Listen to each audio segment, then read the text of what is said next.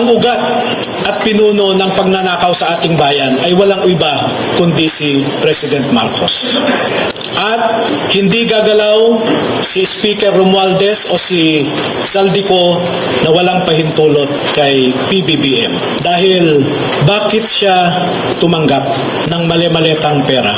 Hindi ba siya nagtanong saan galing ito o para saan ito? I hold him responsible because being the chief executive, being the head of the executive branch, he is the chief implementer of laws. Siya ang walang ibang mag-implement ng mga batas kundi siya, executive. Pero bakit niya hinayaan ang mga ito? Narinig ninyo marahil ang sinasabi lagi ni Congressman Toby Tiangco na di umano ay kinumpronta ni PBBM si Speaker Martin at sinabi niya, ano ba Martin, Saldi, ilang bahay ba ang gusto nyong bilhin? Ilang steak ba ang gusto nyong kainin? Alam ni BBBM ang pagnanakaw. At alam po ninyo, bata pa lang sila.